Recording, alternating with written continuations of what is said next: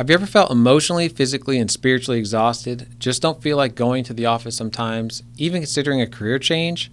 Then this show is for you. Today we're discussing dental burnout, a psychological syndrome that affects many dentists and orthodontists. Stay with us.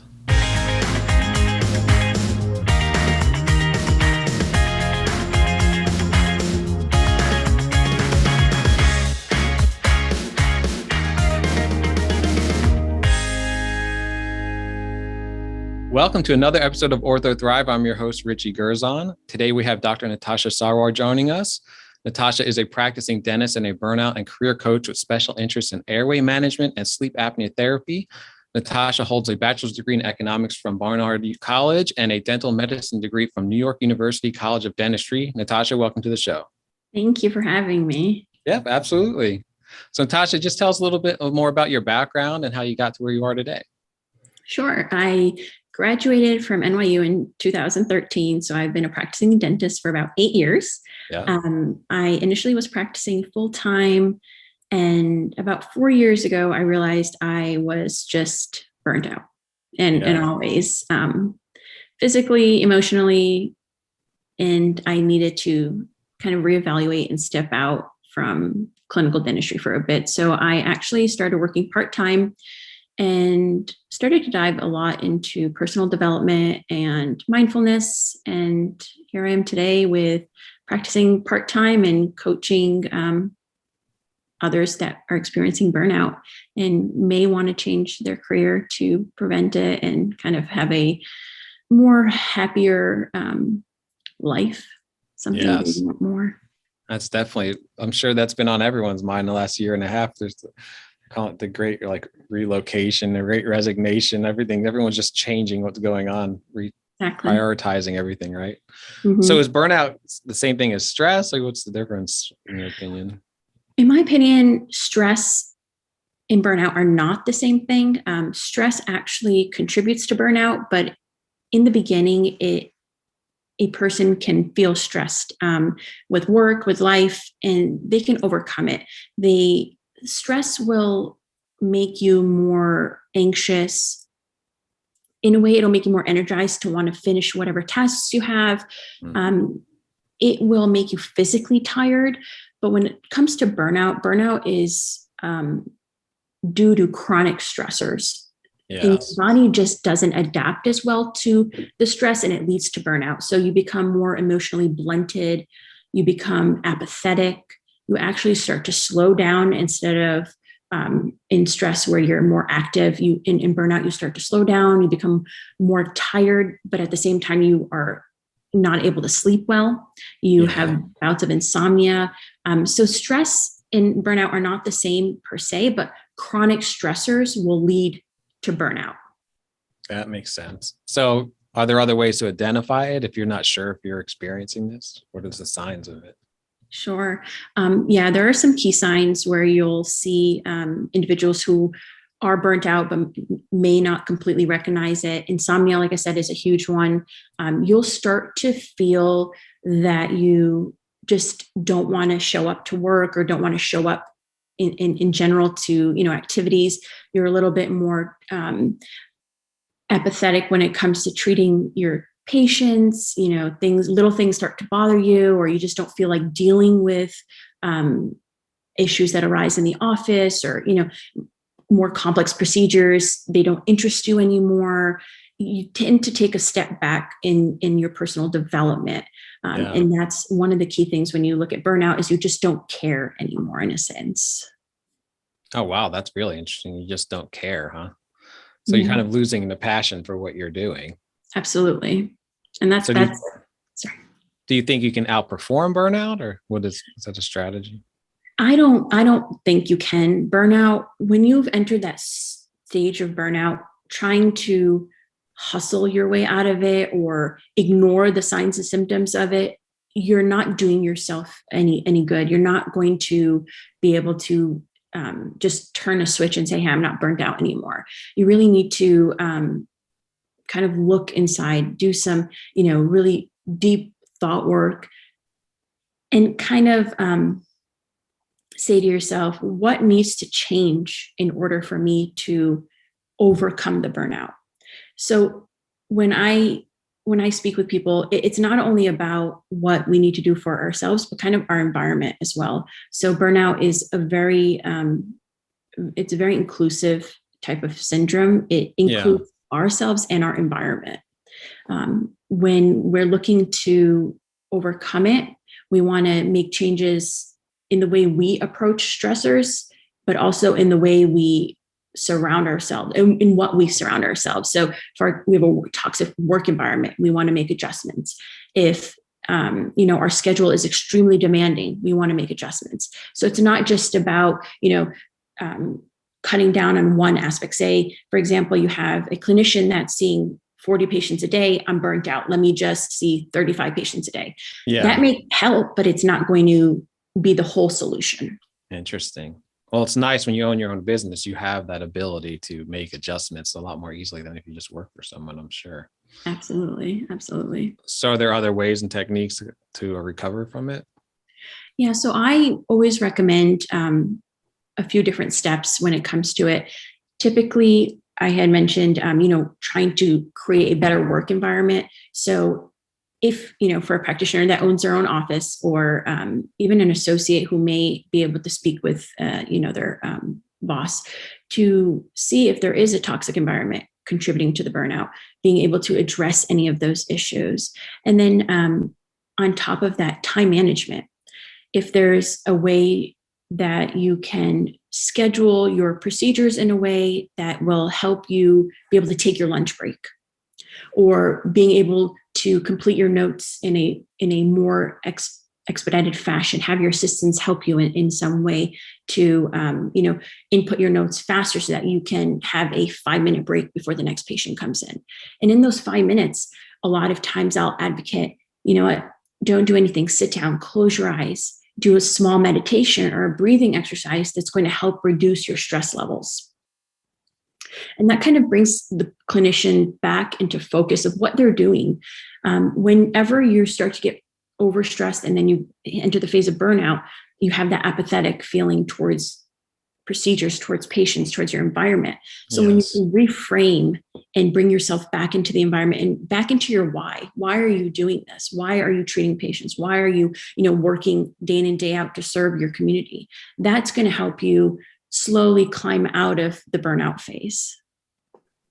Yeah, that does seem like it's linked very closely to just being passionate and caring about what you're doing. So if someone really wants to be as productive as physically possible, but avoid burnout, what is that possible? Or is it just at some point, if you're just too productive, it's going to happen? Like, what is your take on that? Well, I always say rest is being productive. So you can definitely be productive as possible, but in a kind of a fashion that's going to promote well-being.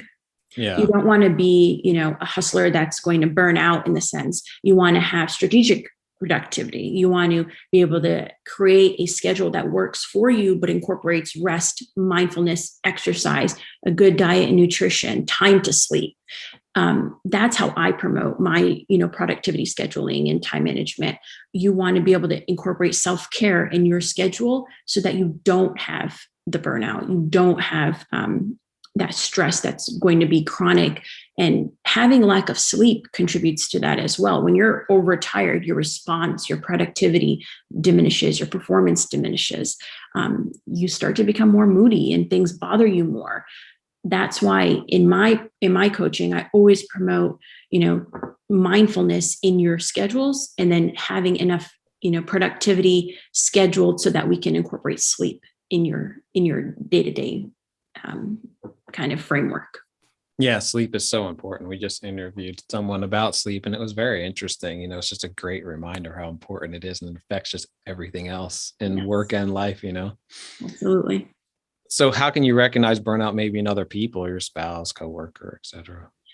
It'll be a similar situation where you're starting to see them kind of recluse. You'll see that things that they had interest in, they're not really interested as much anymore. They're not worried about progressing their careers. For example, if you have a spouse that might be a nurse or an accountant or a consultant, and they may before had gone to a lot of different conferences, maybe reading self-development in their industry, and you notice that they're not really interested in that anymore. They just are content with what they are. But the difference is that they used to be in that way. They used to be in an inspiring kind of way that they wanted to learn and develop. And now you just see that they're not there. They're not interested, and they're constantly exhausted. They're mentally exhausted, and physically, they just lethargic. They don't really have any interest in wanting to, do what they used to do. And that, does have a fine line when you start to enter into the depressive phases. That's what I was just thinking. It sounds like you're describing in many ways depression. Yeah. Although I suppose one can follow the other, vice versa. Yes, and it's very common. So that's why burnout is really linked to professional and personal development, and then it kind of floods into our personal lives, and that's where we start to see more depressive phases enter. So it's like stress, burnout, depression, anxiety can all intermix with each other, and that's where we have to identify, is this a depressive issue, or is it a burnout issue, or a combination? Yes, that makes sense. Yeah. So you're talking earlier about how sleep can make a big difference. Do you have any techniques to get better night's sleep to help? Yes, at least with that part of it? Yes. One thing I always recommend for clients that have insomnia or are struggling with poor sleep, they just do not feel refreshed when they wake up in the morning, is to first thing, track your sleep. Give it about 2 to 4 weeks. There's awesome trackers out there that you can Google, or I can even, send to clients. You track your sleep for about 2 to 4 weeks and see what your findings are. Are you waking up multiple times throughout the night? Are you not able to fall asleep at night?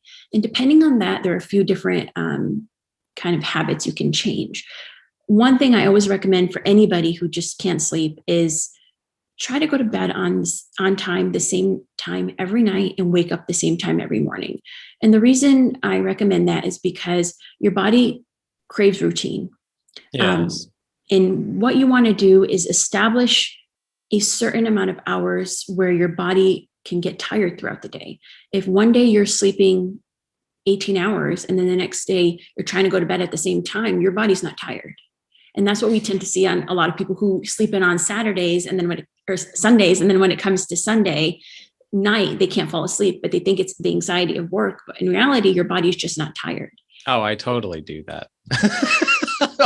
I think, once I had kids, like you don't go out. So you're like, well, I'm going to cheat and just watch Netflix for a few more hours. And all of a sudden it's 2:00 in the morning. Like, okay, I need to go to bed.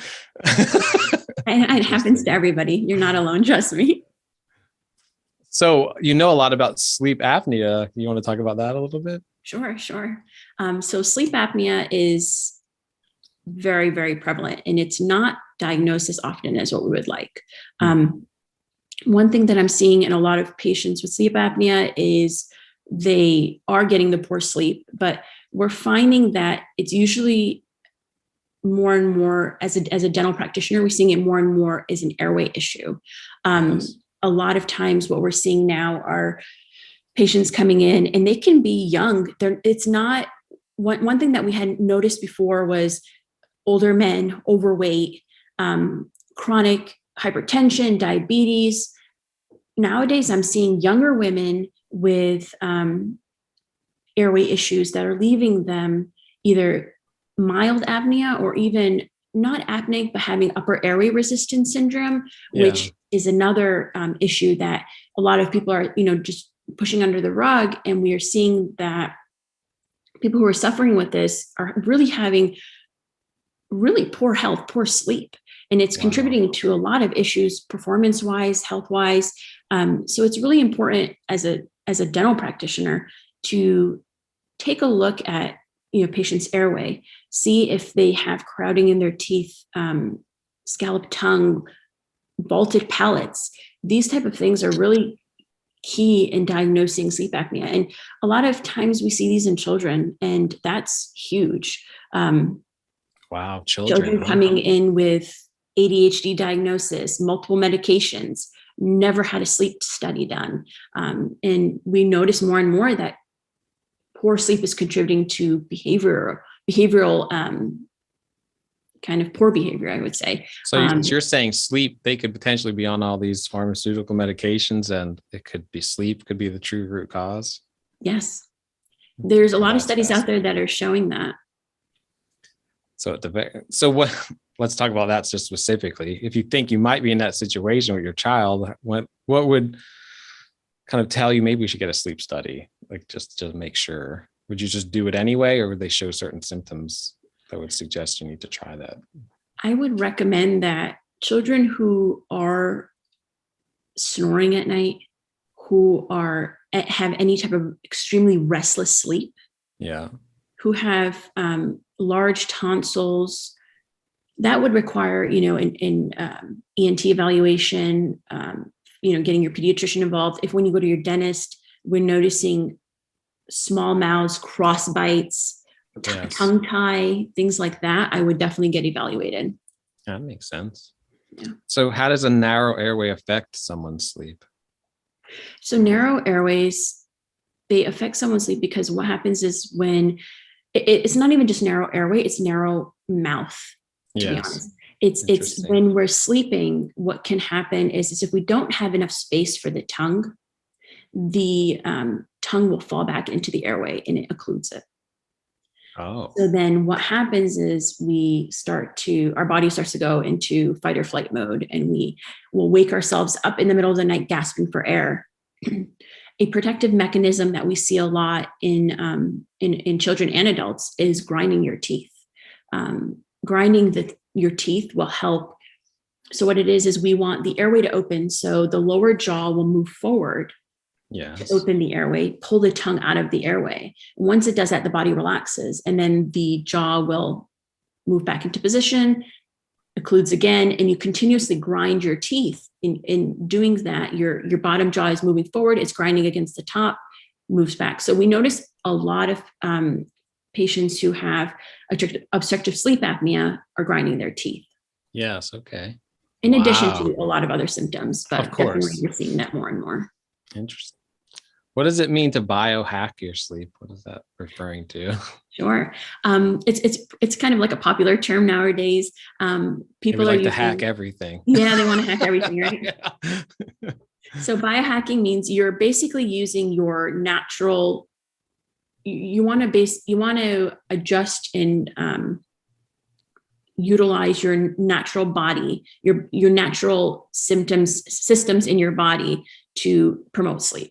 So for example, blue light, you would wear blue light blocking glasses to help eliminate the blue light from entering the body, which blue light disrupts melatonin production, and melatonin is a sleep hormone that promotes sleep. Interesting. Yeah. And other things would be circadian rhythms are a natural sleep cycle, and they're coincidentally related to the sun and the moon cycle. Yeah, of course. So what a lot of people will do to biohack their sleep is you want to get out in the morning and get about 15 minutes of direct sunlight so that your body can say, hey, the sun is out, it's time to wake up. And that resets your circadian rhythm so that by the time the sun starts to set, we're getting tired. Oh, by going out, would you say you should get up? Was there any benefit getting up and seeing the sunrise? A lot of people do. A lot of studies show that seeing the sunrise will help because that orangey light is actually beneficial. It helps relax your body. And the same thing with sunset. There's a lot of people will have red light therapy, the red light boxes in their rooms or in their house, and they'll shut off or dim the lights before bed, turn on the red boxes because that light mimics the sunset. Oh, interesting. Yeah. And it helps promote relaxation, calmness, anti-anxiety so that you can get to sleep faster. I have those. I worked on third shift years and years ago, and I never got rid of those sunlight blocking curtains. Mm-hmm. Is that bad for you? Should I get rid of them because it's blocking the sun from entering the room in the morning? No. So no, you want to use them because light throughout the night can for a lot of people, not for everybody, but for a lot of people can disrupt your sleep. Yes. Okay. So they say studies have shown that promoting good sleep with blackout curtains, shutting off all your lights, not having your phone next to you, things like that are excellent. But what you want to do is have the moment your wake up time is, you want to open the curtains. You don't want to, linger for 30 minutes and then promote the light coming into your room. You want to open your curtains right away so that the light shines in directly. Oh, I'm actually going to try that tomorrow. Okay, good idea. Okay, so let's talk a little about stress and de-stressing, since it seems to be very related. Do you have any methods you recommend to de-stress? So one of my favorite things is for those who, exercising is one of the best ways to de-stress. But for those who do not prefer to exercise, for me, it's yoga. I guess yoga would be classified as an exercise, but meditation and journaling. Meditation for a lot of people is difficult because you have to sit there, and really, really concentrate on your thoughts. But even if you do 30 seconds, a minute, and work up from there, it doesn't have to be, 30 minutes.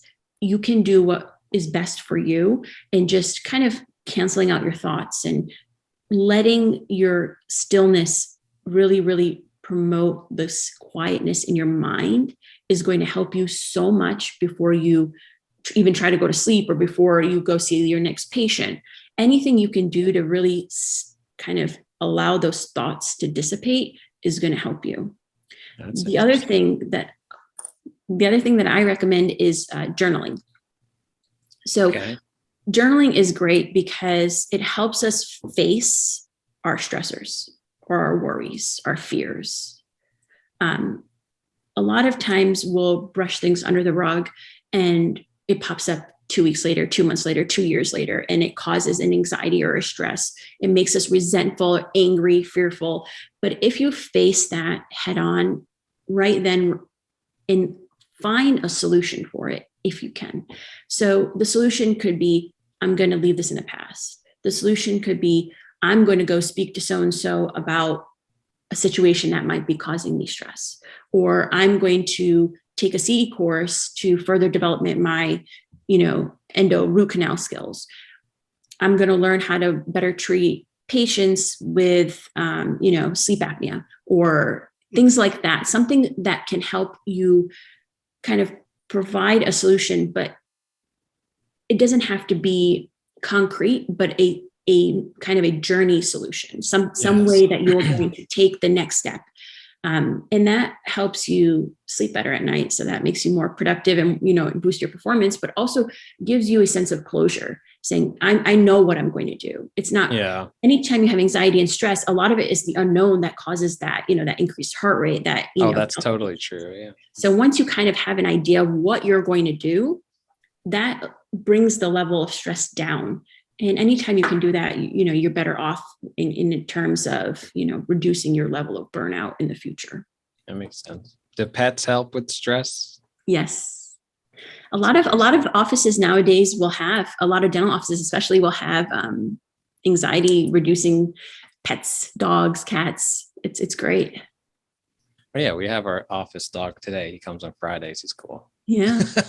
So are there any devices that can, if you want to measure your stress to see if you're doing a good, if you need to reduce it, or is there an app for it? I don't know if there's an app to measure the level of stress per se, but an app called Headspace is amazing. Headspace allows you to really, it gives you a platform to kind of figure out what will help you reduce your stress and anxiety. There are meditations there. There are yoga poses that can help you. They give you so many different offerings in different ways, journal prompts, things that, everybody has a different type of stress reliever. And that Headspace is a great source to kind of look into. And if, you need one or two different activities a day. They give you suggestions. You're not racking your brain. Nice. Oh, what do I need to do today to help me? They give you, For sure. yeah, they give it to you. So it's a great tool to use. I wouldn't rely 100% on it, because you want to be able to, in a situation where you can't pull out your phone, you want to be able to calm yourself down. You want to be able to talk to yourself and say, okay, let's reframe. Let's think about this in a different way. Let's, take a deep breath. And there's, breathing techniques like box breathing and 4-7-8 technique, where you can just, sit before you get into the operatory. Outside the operatory, you can quickly do a breathing technique that's going to help lower your stress levels and reduce your heart rate before you step in. So I like the app as an adjunct. I don't like to rely on it 100%, because there's situations where you can't pull out your phone, and search for what's the best option. All right. So I know doctors have a ridiculously busy schedule. Do you have any suggestions for the self-care aspect? I know how important it is, but it's, it can be hard to fit it in. It can be, absolutely. And I think that the media and people make self-care to be having to get facials and pedicures and, 3-week vacations. And to me, that's not realistic, not even for somebody who has a 9-to-5 job, where you're not crazy on call or, have patients that are calling you all the time. For me, it's more, make a routine in the morning. If you can wake up even 10 minutes earlier, 15 minutes earlier, make your bed, get your coffee, go for a small walk, whether it's to the end of the street and come back. Things like that are going to give you a moment of pause are really going to help you out. If you have kids, I know I do, and I don't get a moment's break, but whenever they go to sleep, I do take that moment to read a book or journal, and it's not for hours. It might be for 20 minutes before one of them wakes up and is crying for me. But even that 20 minutes just gives you time to sit down and reflect on the day. And those are the types of self-care that I promote. If you can go get a massage or a facial, fantastic. But for me, it's the everyday self-care that's really going to boost your productivity, boost your self-confidence, and really take care of your soul. And that's preventing you from burning out in the future. The vacations are only a plus. Oh, that's a good advice. Okay. Do you have any tips for healthcare professionals to automate some of their daily tasks? Yes. Automation is wonderful, because anytime we can reduce our mental fatigue, our mental overload, we're going to help prevent or come out of burnout. So I'm a huge proponent of delivered groceries, trying to outsource any tasks you have. TaskRabbit is a huge one a lot of people use. You can automate your payments, your bills. Anytime you don't have to sit there and do extra work that's going to, do I need to pay this bill? Do I need to pay that bill? Oh, I forgot this, or I forgot that. You're increasing your stress. If you can automate this and kind of move it out of the way, that's going to be fantastic for you. You will be able to focus on what you need and then have leftover time for the self-care. And that's really what it is anytime you can automate or delegate, you're giving yourself back time to spend with your family, which is great for, relationship building. Stress, you don't have that mom guilt or that dad guilt where you're not spending time with your family. Then on top of that, you are having time to take CE courses or have personal development. That right there is another form of self-care. Anything you can do that's going to give you time back in your day is going to help you reduce your stress, anxiety, and burnout. No, that makes sense. I do try to automate things. I've had my bills on auto draft for 20 years or something, because I just don't like thinking about it. Exactly. I just know this much money needs to be in the account and it takes care of itself. And even with smart homes, smart Alexa, Google, you can put so many things on automation in the house. Turn on light. Don't worry about adjusting your thermostat when you get, when you go to the office, or you're like, oh no, did I, shut something off? You can basically schedule your Alexa to do that, which is fantastic. It's one less thing you have to worry about. Oh, interesting. I know you wanted to talk a little bit about the idea of perfectionism and potentially the negative side effects of being a perfectionist. So I'm interested in hearing that. I think I'm supposed to do that sometimes. Yes, sure. In dentistry, especially, I feel that we tend to be a lot more perfectionistic than maybe another career, for example. And a lot of studies have shown that people who are perfectionists tend to kind of go towards dentistry, which I thought was interesting. That is interesting. Yeah, they're attracted by it. But perfectionism can be great in certain aspects, but for most people, it causes a lot of internal struggle. Perfectionistic thinking tends to be all or nothing, black and white. So one day you're in the office, everything's going perfect, fantastic. The next day, one thing goes wrong and the day is shot. Total destruction. And that's where we find a lot of times perfectionism leads to burnout, because, we're very critical. Any perfectionist will tell you they're very critical. Everything has to be perfect. And if it's not, the world is over. And it can't be that way, because anytime you have that thinking, it's going to lead to burnout.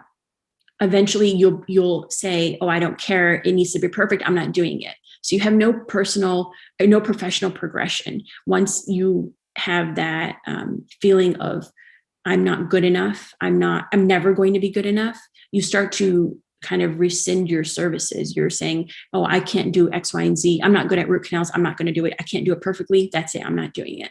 Oh, wow. So we notice that in a lot of cases where somebody who is struggling with perfectionism, they are on the pathway to burnout. Okay. Well, that's interesting. So what about facing change? Do you have any advice for someone who struggles with change? Yes. I would say anybody that struggles with change or trying to, try something new in their office, or, try something new in their life in general. It's my biggest takeaway is it's okay to have setbacks and to have failure. I think the biggest thing when it comes to trying change or trying to do something different, changing our lives, is we're just so scared of failing.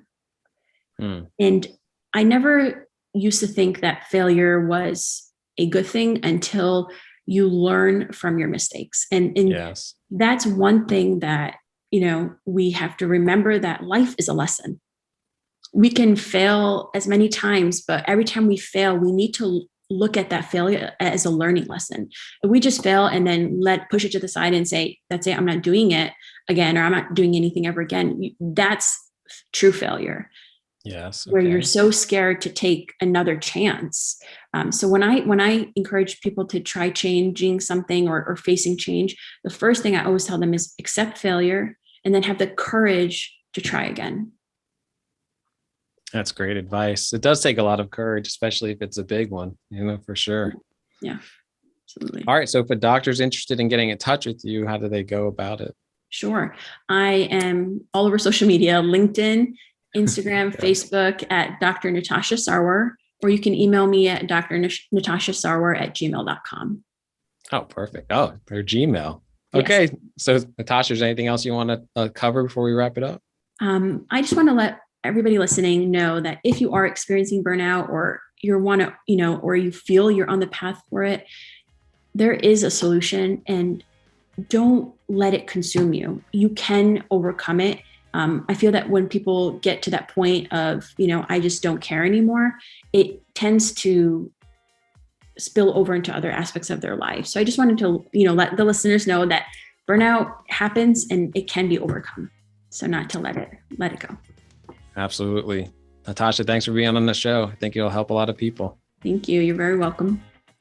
We've all experienced burnout because we're all working hard. And Natasha really showed us how to recognize it, what you can do about it, how to really take some stress out of our lives and reduce that burnout and get rid of it and overcome it. If you want to be a guest on the show, if you have an idea for an episode, go to orthothrive.com. You can email me at richard@orthosalesengine.com. Keep grinding, keep thriving, and I'll see you next time.